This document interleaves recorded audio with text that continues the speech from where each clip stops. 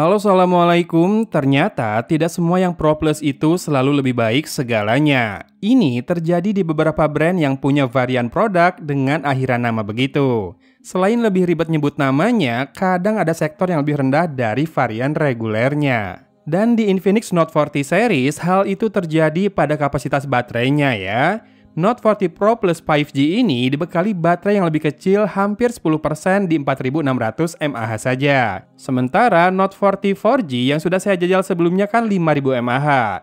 Faktor penggunaan layar curved display sepertinya membuat ruang di dalam bodi jadi lebih sempit nih. Lalu kita akan bahas lebih lanjut apakah varian Pro Plus 5G-nya ini bakal semantap varian reguler dan 4G-nya yang sebelumnya saya sanjung-sanjung. Mari kita mulai. Untuk Note 40 Pro Plus 5G, Infinix menggunakan Dimensity 7020 sebagai otak dari powerhouse-nya. Awalnya saya pikir ini mungkin sedikit saja bedanya dibanding Dimensity 7050 yang sudah sering saya jajal dan terbukti gegas serta cukup hemat. Begitu saya lihat skor AnTuTu benchmark yang masih kepala 400 ribuan, wah rasanya selisihnya kok cukup jomplang ya. Saya punya smartphone yang pakai Dimensity 7050 dan skornya itu hampir 600 ribuan. Termasuk settingan grafis maksimal di PUBG Mobile yang juga masih sama dengan Helio G99 series, yaitu Balance Ultra atau HD High. Sampai saat ini, belum bisa dapat frame rate ekstrim seperti Dimensity 7050, namun buat main sih enak ya, lancar, stabil, dan layarnya pun responsif menerima sentuhan kita. Tapi sepertinya kelebihan utama di varian Pro Plus ini memang bukan di sektor powerhouse-nya ya, namun justru di fast charging dan kameranya. Yang Pro Plus 5G ini bisa ngecas sampai 100 watt dengan kabel dan hingga 20 watt secara wireless. Dalam paket penjualan sudah dapat hardcase berfinishing Fox Leather plus ring magnetik juga serta powerbank sekaligus dock wireless charge-nya. Kameranya 108 megapiksel alias sama ya resolusinya, cuma saya rasa performanya lebih baik dari Note 40 yang reguler. Nampaknya kehadiran OIS mempengaruhi hasilnya juga, terutama ketika cahaya kurang ya. Dan untuk perekaman video masih tetap resolusi maksimalnya di 2K, sementara frame rate 60 fps maksimal di Full HD. Dan mode Ultra Steady berjalan di 1080p 30 fps. Ini berlaku depan belakang. Nah, untuk hasilnya sendiri penilaian saya seperti ini. Untuk foto hasilnya udah asli ya, bagus, indoor pun dapat detail yang tajam dengan warna yang hidup tapi sudah tidak terlalu pekat. 3 kali zoom pastinya digital dan pakai in sensor zoom dan hasilnya menurut saya cukup tajam juga. Yang rada di luar perkiraan ternyata portraitnya kece loh. Ini udah kayak brand sebelah yang 5 jutaan nih. Tinggal tambahin filter-filter buat portrait yang lebih artistik kali ya. Dan buat foto low lights ini juga sudah cukup baik, di mana night mode juga sangat membantu memperbaiki detail selain tentunya shadow dan juga highlight. Cuma di low light rasanya jangan pakai zoom 3 kali ya, karena jadinya nggak bisa melakukan pixel binning lagi buat gedein pixel size, jadi hasilnya terasa degradasi kalau dibandingkan dengan yang zoom 1 kali. Nah, perekaman video di 2K sekalipun kerasa ada upgrade ya kestabilannya karena ada OIS, meski ya belum advance juga, dan untuk panning kadang masih kerasa kurang smooth. Mode Ultra Steady sudah sangat meredam hentakan langkah meskipun naik tangga, cuma pasti detailnya nggak sebaik di mode 2K. Lalu Steady Face ada sedikit bug pas saya rekam wajah di antara tembok berwarna hijau, ton warna kulit saya juga jadi ikut menghijau, padahal saya bukan Hulk dan juga bukan bunglon. Dan perekaman audio saya rasa butuh di-tuning lagi karena suara angin masih kentara ya, kerekam banget, dan suara ambience juga sering overlap dengan suara kita. Ayo Infinix, kan udah pakai 2 mikrofon nih, bisa kali ya diperbaiki perekaman audionya ini. Untuk sampel lengkap kameranya, seperti biasa bakal ada di akhir video ini. Nah, yang saya notice ada masalah lain nih di smartphone yang satu ini. Jadi, battery life sangat aman saat terhubung selalu ke WiFi rumah. Namun saat saya matikan WiFi dan diajak pergi-pergi, smartphone ini belum pernah berhasil menembus 24 jam. Memang di screenshot battery usage ini kelihatannya kayak 2 hari ya. Itu benar sampai ganti hari, tapi kalau di total tuh nggak sampai 24 jam. Masalahnya pemakaiannya nggak berat. Screen on time pun hanya 3 jam, kebanyakan dipakai buat kamera, Instagram, sama YouTube doang. Lalu memfusion juga saya matiin, jadi cukup pakai RAM fisik saja yang memang lebih besar di 12 GB.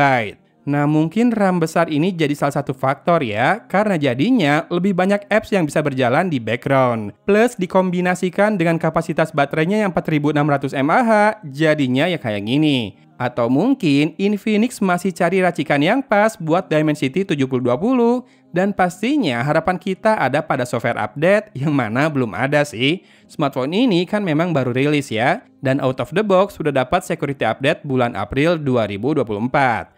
Oh ya, info tambahan, Infinix Note 40 Pro Plus 5G ini sudah pakai Android 14 dan seri ini dapat jaminan update 2 tahun. Untuk multimedia, saya sih jamin smartphone ini bakal memanjakan penggunanya dengan tampilan layar yang stunning, kedalamannya sudah 1 miliar warna, panel AMOLED dengan kontras yang baik, hitamnya juga pekat, warnanya hidup, dan brightness maksimal hingga 1300 nits. Buat dipakai foto-foto outdoor, ini juga sangat membantu ya saat membidik.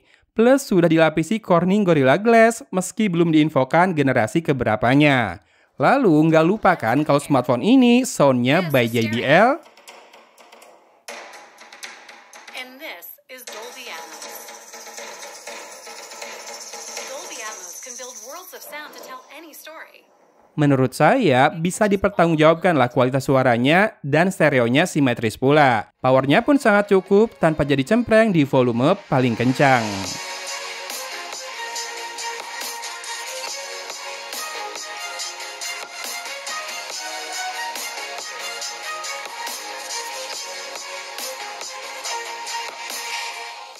Oke, looks-nya yang kece tak boleh dikesampingkan. Meski saya kurang senang dengan frame berwarna gold, tapi memang cocok sih ya padanan hijau emerald begini dengan aksen emas ini. Active Halo Lighting saya nilai sebagai kosmetik saja, karena fungsinya memang untuk fancy semata. Mungkin kalau bisa dipakai membantu pencahayaan pas foto-foto bakal lebih berguna nih. Poin plus ada pada hardcase bawaan yang tetap punya finishing Fox leather, warnanya juga sama dengan bodi ponselnya, dan yang paling penting tentu fungsi magnetnya untuk melekatkan dock atau powerbank magnetik. Hanya kalau mau pakai ponsel ini buat ngecas gadget lain kayak TWS misalnya, sebaiknya case ini dilepas ya. Karena dari percobaan saya, pancaran reverse wireless chargingnya sepertinya terhalang kalau pakai case ini. Jadi bagaimana? Masih bingung?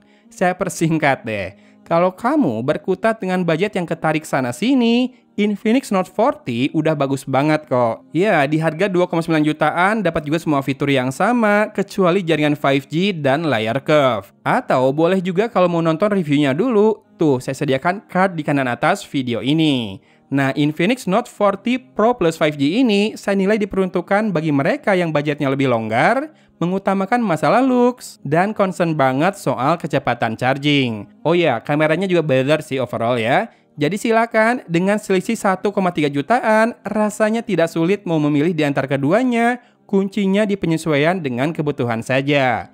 Kalau butuh link pembelian, saya bantu sediakan di deskripsi video ini, oke?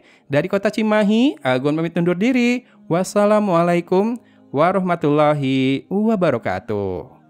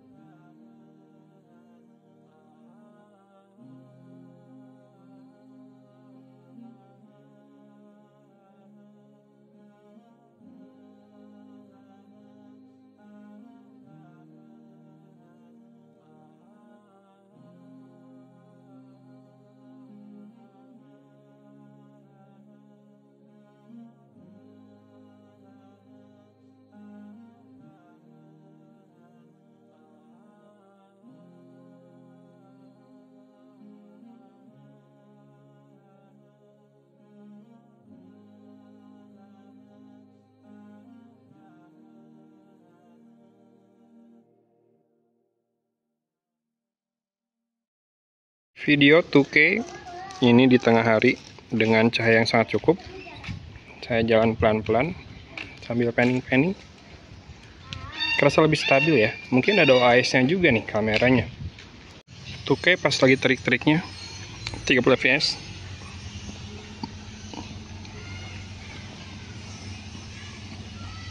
Gimana langitnya? Full HD Ultra Steady on.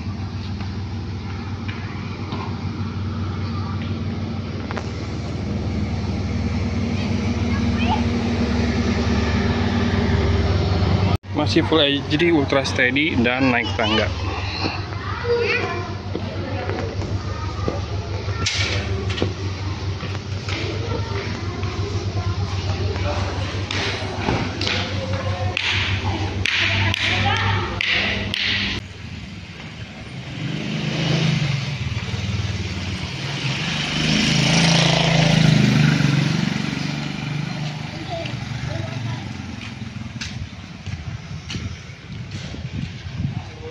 Kerasa makin stabil. Depan juga bisa 2K dan gini kalau ada backlight masih lumayan jelas wajahnya ya. Silakan disimak audionya di tempat yang ramai kayak gini sambil saya jalan, dan habis ini saya mau turun tangga. 1, 2. Kerasa nggak hentakannya? Atau perlu mode steady fast? Steady fast seperti biasa lebih nge-crop, dan saya turun tangga lagi. Hentakannya gimana? Tapi kalau di tengah hari kayak gini harusnya sih detailnya tetap tajam ya. Cuma kalau ada backlight silahkan disimak, dan audionya sekali lagi dinilai segini gimana. Sekarang udah di tempat yang lebih nggak berisik, nggak ada backlight masih. Betul. Gimana? Silahkan disimak audionya ya. Rada kalang sedikit kamera depannya barusan. Gimana dengan suara ambien cafe? Masih lewat sih mobil dekat sini ya. Dibanding tadi lebih kedengaran nggak audionya? Segini kamera depannya lumayan enjoyable ya.